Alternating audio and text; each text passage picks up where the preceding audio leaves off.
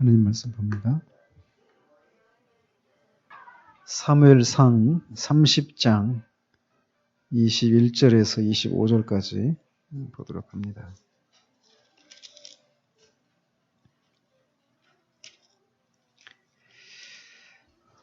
사무엘상 30장 21절에서 25절까지입니다. 이 본문을 설교하기 위해서는 앞에 30장 전체를 다 봐야 되는데 이것만 읽는 건 이것만 하도록 하겠습니다. 21절에서 25절까지 한 절씩 교독하도록 합니다.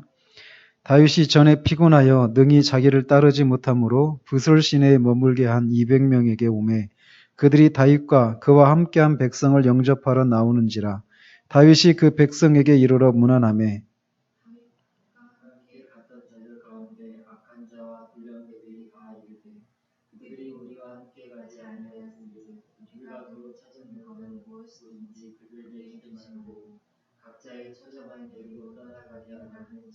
다윗이 이르되 나의 형제들아 여호와께서 우리를 보호하시고 우리를 치러 온 그 군대를 우리 손에 넘기셨은즉 그가 우리에게 주신 것을 너희가 이같이 못하리라.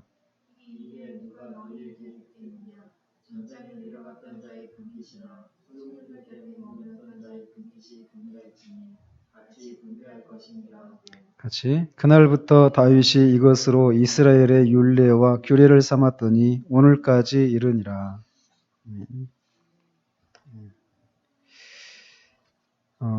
말씀드린 것처럼 이 본문은 이제 21절에서 25절까지지만 이 30장 전체를 이렇게 다 살펴봐야만 합니다. 똑같은 한 사건 때문에 연속해서 일어나는 그런 일들인데 내용인즉슨 그렇습니다.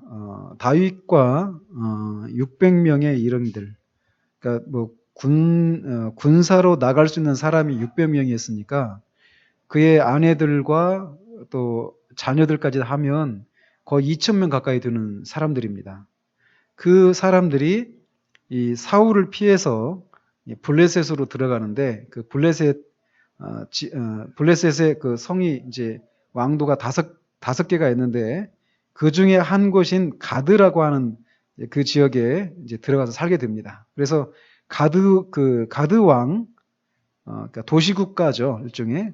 그 가드 왕 아기스에게 이제 피했는데 그들이 아기스가 살고 있는 그 가드 성에 살지 않고 그가 다스리고 있는 시글락이라고 하는 도시에 이제 가서 거기서 다윗 일행들이 살게 되었습니다. 근데 이제 그 시글락에 살면서 다윗이 한 일은 무엇이냐면 이스라엘의 원수들인 그 나라들을 공격해서 그 전리품을 빼앗고 그것을 또 이스라엘 사람들에게 나눠주는 그런 일들을 했습니다. 근데 이제 그 사람들을 이렇게 치러 들어가면 그 사람들을 다 죽여버렸기 때문에 이제 그가 하고 있는 일들이 가드왕 아기스의 귀에는 들어가지는 않았습니다. 어쨌든 이제 그러면서 이제 무엇을 했느냐라고 말하면 이 다윗이 이 이스라엘의 원수를 내가 물리쳤다 이렇게 말하지 않고 이 가드 왕의 그 원수들을 물리치고 왔노라 이렇게 얘기를 이제 하곤 했단 말이죠. 그러니까 이제 가드 왕이 이스라엘의 어떤 지역을 침략하고 왔다 이렇게 얘기하니까 이제 가드 왕이 다윗을 철석같이 믿게 되었죠. 이제 사울 왕태도 쫓기고 있는 판에 이렇게 또 사울이 미워할 만한 그런 일들을 이제 해버렸으니까 이제 철석같이 자기 사람이 되었다 이런 생각을 했던 거죠. 그러다 어느 날 이제 블레셋이 이 이스라엘과 전쟁을 하기 위해서 출전을 합니다. 그러는 중에 이렇게 블레셋 가드왕 밑에 있었던 다윗과 그 일행이 600명의 그 군사들이 그 전쟁에 참가하기 위해서 가드왕을 따라 참전을 합니다. 근데 그것도 하나님의 은혜죠. 그러니까 다윗이 이스라엘과 전쟁하러 그 블레셋 사람과 같이 동맹을 맺고 전쟁을 하러 간다. 이것도 다윗에게 고통스러운 일이었죠. 근데 어쨌든 이제 가게 되었는데 하나님의 은혜죠. 하나님의 은혜로 이 블레셋 다른 방백들이 이 다윗이 전쟁 중에 배반할지도 모른다. 이렇게 말하면서 다윗이 자기들과 함께 이 전쟁에 동참하는 것을 반대를 하고 그들을 이렇게 돌려보내죠. 그 일이 이제 30장 앞에 29장에서부터 이렇게 묘사되어 있는 거고, 30장에서 처음에 보면 그렇게 해서 그들이 전쟁을 하러 갔다가 다시 사흘 만에 시글락으로 돌아왔는데, 그 사이에 이 아말렉이라는 족속이 이 시글락을 포함해서 그 주변에 있는 블레셋 이 도시들을 침략을 해가지고 전쟁에 참여하고 비어 있잖아요. 거기 남겨진 가족들을 모두 사로잡아가고 말았습니다. 그러니까 이 사람들이 그렇게 전쟁을 하러 갔다가 3일 만에 왔더니 다 불에 타고 가족들은 다 사로잡혀 갔고 또 그 자신의 재산들도 다 없어져 버렸으니까 완전히 그냥 그야말로 완전 빈털터리가 된 거죠. 가족들도 잃어버리고. 그래서 다른 모든 사람들이 막 이제 망연자실하면서 그 실망이 다윗을 향해서 분노로 이제 표출이 된 겁니다. 그래서 다윗을 막 죽이려고 했단 말이죠. 너 때문에 우리가 다 이렇게 당했다 이거죠. 그래서 이제 그런 상황에서 다윗이 다급해지니까 이제 하나님을 의지해서 용기를 얻습니다.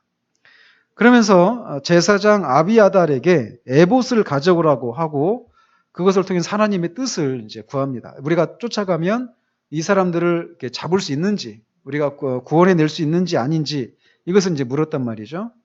그래서 에봇은 대제사장이 제사를 드릴 때 입었던 앞치마와 같은 것이었어요. 그래서 이게 어깨 팔 소매는 없고 팔 끼고 이제 앞뒤로 이렇게 끈으로 이렇게 묶게 되어 있었는데 그 에봇의 가슴 쪽에 보면 이 흉패라는 것을 달아놨습니다. 일종의 주머니 같은 거죠.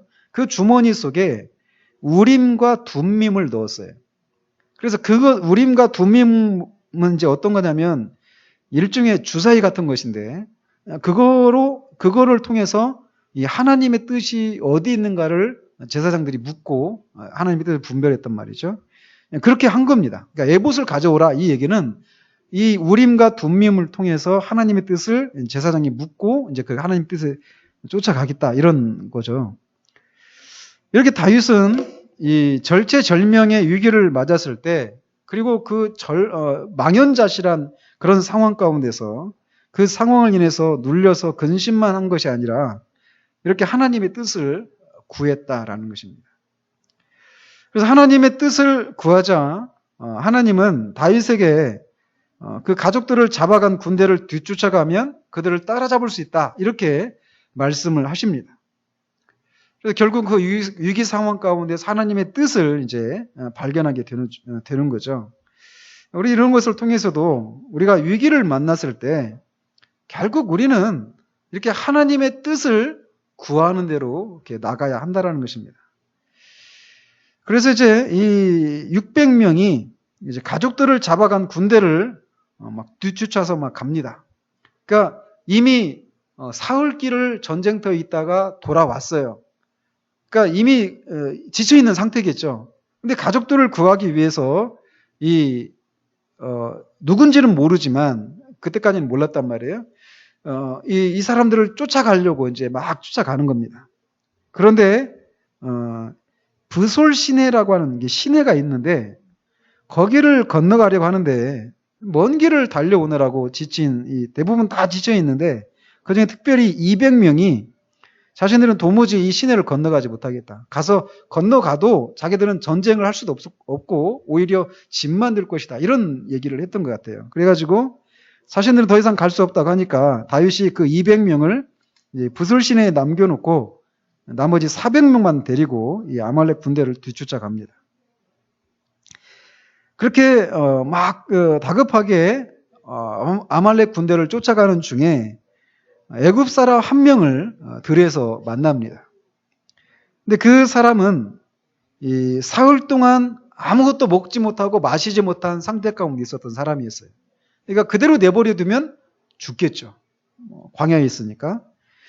그런데 다윗 일행이 그렇게 자신들도 지금 다급한 상황인데 지금 여기서 이 사람이 아말렉 군대의 일행이었다. 이걸 모른단 말이에요. 지금 이 상황에서는.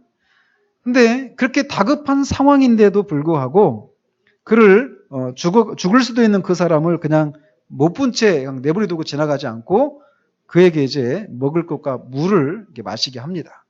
그리고 이제 그가 누구인지 물으니까 그 사람이 말하기를 지금 다윗 일행이 쫓고 있는 아말렉 족속에 속해서 있었던 종이었다라는 거예요. 애굽 사람 종이었다라는 거죠. 그러면서 자기가 이렇게 아파서 이렇게 아프게 되니까 이 아말렉 군대가 자기들끼리만 갔다라는 거예요. 자기를 내버려 두고. 그리고 시글락을 침공한 것도 그 사람들이다. 이렇게 말을 해줍니다. 다윗은 그에게 지금 아말렉 군대가 어디 있는지 말해달라고 이제 물으니까 그가 자신을 해치거나 또는 자기 주인에게 다시금 자신을 이렇게 돌려보내지 않는다는 조건으로 이 아말렉 군대의 위치를 알려줍니다. 여기서 우리는 또 한 가지 이제 교훈을 받게 되는데, 말씀드린 것처럼 다윗은 굉장히 다급한 상황이었어요. 지금 뭐 다른 사람을 돌아볼 그런 여지가, 그런 여유가 없는 아주 그런 다급한 상황이었는데, 그런 상황 속에서도 도움을 필요로 하는 사람의 그 상황을 못 본 채 하거나 하지 않았다는 것이죠. 우리는 흔히 우리가 다급하게 무엇인가를 해야 될 일이 있는데, 그런 상황에 있을 때 그런 우리에게 누군가께 도움을 요청하면 거기에 우리가 성심성의껏 그 사람의 그 필요를 이렇게 돌아보고 이렇게 도와주고 이러기보단 자기 상황에 이렇게 몰리면서 때로는 짜증이 나기도 하고 못 본 채 하는 그런 경우들이 있단 말이죠. 그런데 다윗은 그런 상황인데도 이 사람에게 긍휼을 베풀었다는 것입니다. 그리고 그런 긍휼을 베푸는 이 사람이, 다윗이 그 사람을 도우면서 그 사람한테 그 고급 정보를 얻으리라고 생각하고 이런 행동을 한 게 아니란 말이에요. 그저 그냥 그 자신을 필요로 하는 그런 사람이었기 때문에 그를 긍휼히 여기고 그를 돌봐줬는데, 그것을 통해서 하나님은 예기치 않은 중요한 정보를 그를 통해서 주셨다라는 것입니다. 우리에게도 이런 것들이 필요하다라는 것이죠. 그래서 우리 주님도 실제로 이 하나님 아버지로부터 버림을 받아서 십자가에 못 박히기 위해서 지금 예루살렘을 가시는 그런 중에 만났던 10명의 나병 환자, 이 사람들을 돌보십니다. 2명의 그 소경도 이렇게 돌보시고, 그러니까 지금 예수님이 겪으셔야 될 그런 고난은 주님이 친히 제자들에게 말씀하신 것처럼, 내가 이 고난의 잔을 이제 마셔야 될 이 문제 가지고 내가 고민해서 민망해서 내가 죽게 되었다, 이렇게 말씀하십니다. 그래서 땀이 피가 되도록 하나님 앞에 기도해야 되는 그런 그런 위기 앞에 처해져 있는데도 주님은 자기 주변에 자신을 필요로 하는 그런 사람들의 필요를 돌보시고 계신다라는 거예요. 요한복음 13장에 보면 주님이 제자들을 사랑하시되 마지막까지 끝까지 사랑하셨다, 이런 말씀을 하십니다. 우리에게도 그런 자세가 필요하다라는 것이죠. 이 다윗 일행은 그렇게 해서 그 사람을 통해서 이제 이 정보를 얻고 아말렉 군대가 어디 있는지를 알고, 그 아말렉 사람들이 승리에 도취해서 자신들이 약탈한 것을 가지고 자축하면서 거나하게 술판을 벌이고 있는 때에 기습을 하면서 이 아말렉 군대를 물리칩니다. 그리고 감사하게도 잡혀갔던 사람 중에 한 사람도 다치거나 죽거나 하는 사람이 하나도 없었고, 그래서 모든 가족들과 뺏겼던 물건도 빼앗을 뿐만 아니라 이 아말렉 사람들이 시글락만 침공한 것이 아니라 다른 마을도 침공을 했단 말이죠. 그래서 거기에서 얻었던 이 많은 양떼와 소떼까지도 이제 얻게 되었습니다. 그것을 이제 나중에 보면은 이 주변의 이스라엘 장로들에게 그걸 전해주거든요. 근데 어쨌든 이렇게 전쟁에서 승리를 합니다. 아말렉과의 그런 전쟁에서. 아말렉과의 전쟁에서 승리하고 이 다윗의 일행은 이렇게 되찾은 가족과 많은 전리품을 가지고 다시 이 부솔 시내로 이렇게 돌아옵니다. 근데 거기 아까도 말씀드린 것처럼 그 부솔 시내에서 피곤해서 따라가지 못하고 남아있던 200명의 사람들이 있었어요. 근데 그들이 이제 다윗 일행을 이제 반갑게 맞이하니까 다윗과 함께 그 아말렉과 전쟁을 하러 갔었던 그 사람들 중에 어떤 사람들이 이 부솔 시내에 남아있었던 200명에게는 자신들이 빼앗은 그런 전리품을 나눠줘서는 안 된다. 그들의 가족과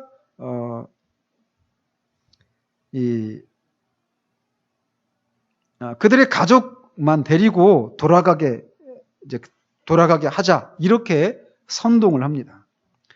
그들이 생각할 때 이 200명의 사람들은 자신들은 목숨의 위협을 무릅쓰고 아말렉과 전쟁을 하고 있을 때 그들은 부솔신에 발을 담그고 쉬고 있었단 말이죠. 그러니까 이 사람들은 자신들이 얻은 그 전리품에 아무런 기여를 하지 않았으니까 이 사람들은 이걸 나눠줘서는 안 된다. 이렇게 말을 한 겁니다. 그러자 다윗은 전쟁에서 승리하고 많은 전리품을 얻은 것은 분명히 자신들이 전쟁을 해서 얻은 것이 분명하지만 다윗은 23절에서 그것이 하나님의 은혜 때문이었다라고 말을 합니다. 그리고는 남아있던 사람들에게도 전리품을 똑같이 분배해 주라라고 말을 하고 이것이 나중에 이제 이스라엘의 전통이 됩니다. 즉 직접 전쟁에 참여한 사람이나 후방에 남아서 소유물을 지키는 사람이나 전리품을 동일하게 분배하도록 하는 그런 전통이 여기서부터 이제 세워지게 된 것입니다. 이렇게 부솔신에 남아있던 200명의 사람들에게 전리품을 나눠줘서는 안 된다라고 주장했던 사람들은 어떻게 보면 지극히 상식적인 요구를 한 것이다라고도 생각할 수 있습니다.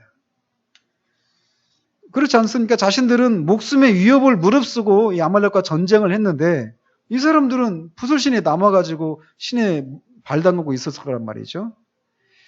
그러니까 그 자신들이 그것에 대해서 어떤 노력도 하지 않았으니까 그 노력을 하지 않은 대가를 받아서 자기들은 그 사람들은 전리품을 가져서는 안 된다 이렇게 생각을 한 것이죠. 지극히 상식적인 생각입니다. 근데 이런 생각들이 우리 안에 또 이 세상의 원리입니다. 그래서 노력한 것만큼 또 자신의 능력만큼 소득을 얻는 것이 당연하지 않은가? 이게 세상의 원리예요. 그죠? 능력이 없는 사람은 조금밖에 누리지 못하는 것이 당연하지 않은가? 이게 세상의 원리입니다. 그래서 능력을 가진 자만 자신의 그 능력에 맞는 그런 혜택을 누리면서 살 수 있다라는 것입니다. 그러니까 이 다윈이 말하는 것처럼 적자생존의 이 법칙이 우리가 살고 있는 세상의 원리예요. 그래서 그 환경에 맞춰서 적응해서 살아남을 수 있는 사람만 살아남아야 된다.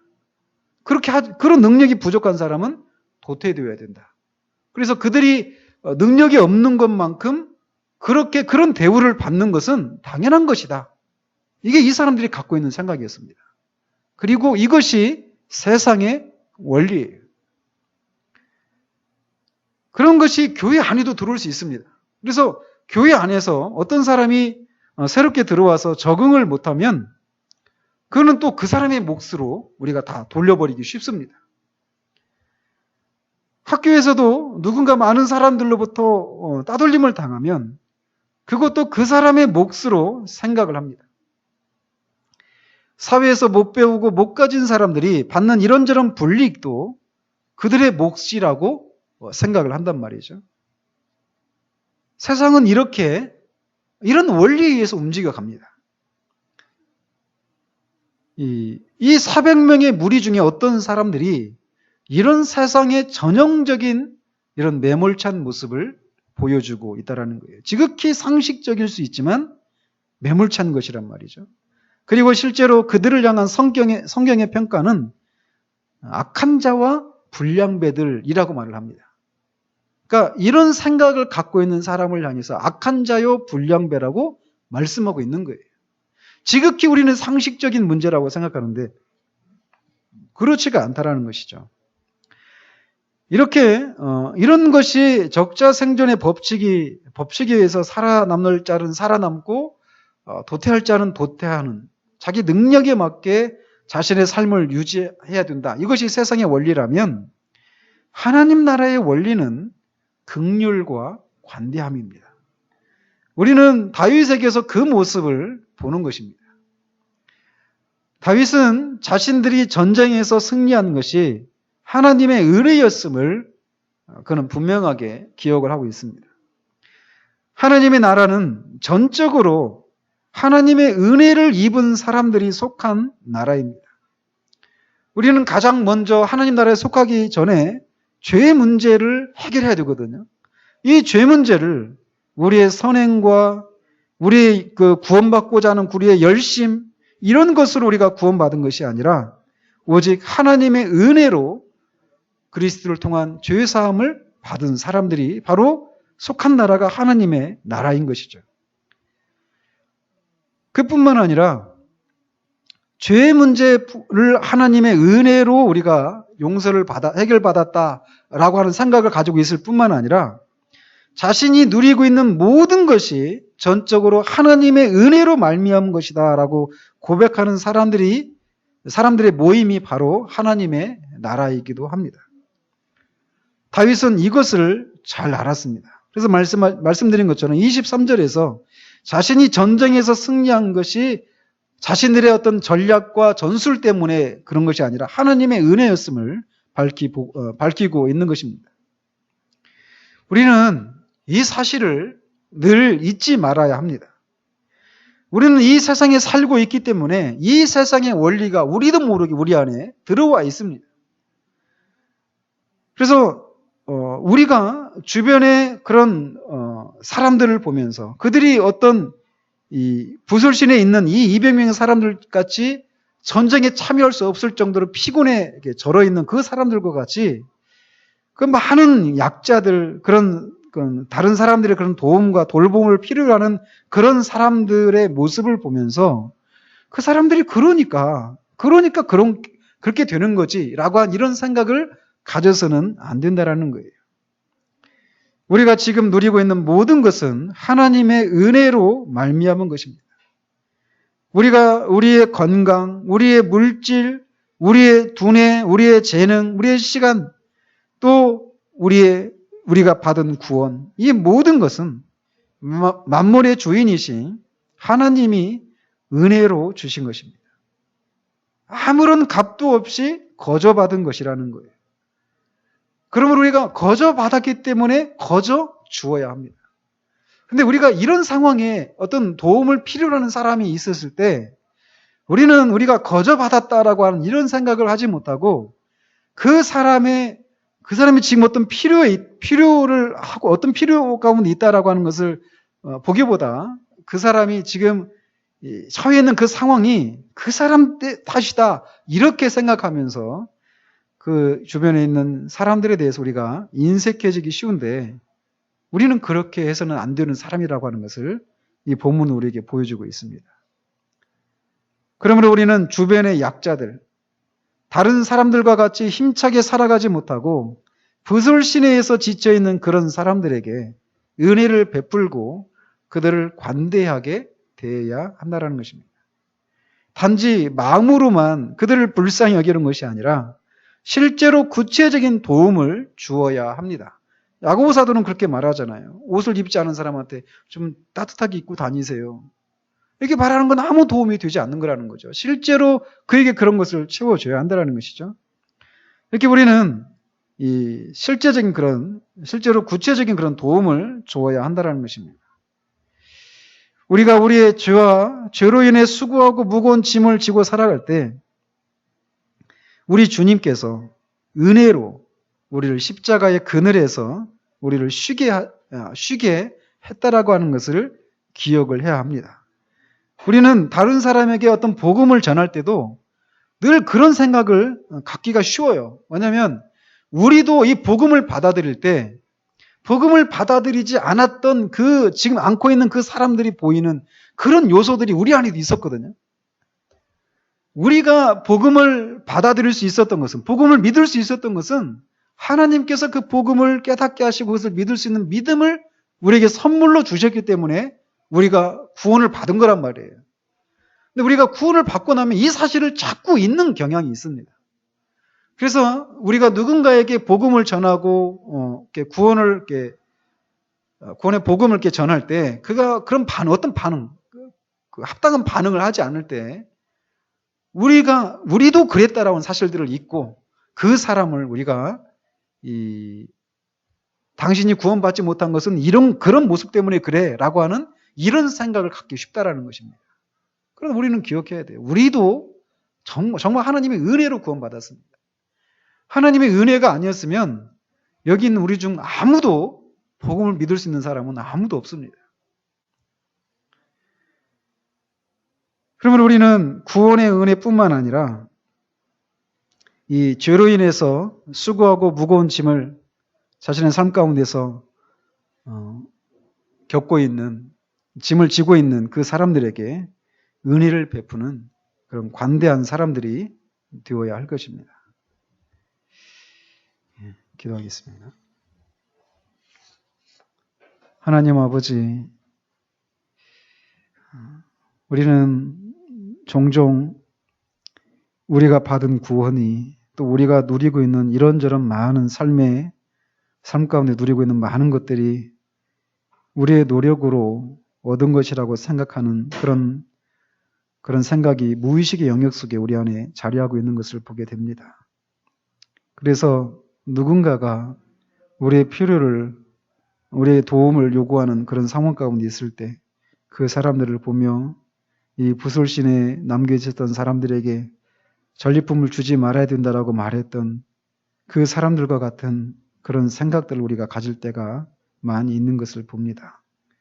우리가 지금 이 어떤 누리고 있는 것을 얻기 위해서 얼마나 많은 고생을 했는지, 근데 그런 것을 얻는데 우리에게 도움을 필요로 하는 사람은 아무런 일도 하지 않았기 때문에 그에게 인색하기 쉬운 것이 우리들임을 주님 앞에 고백을 드립니다.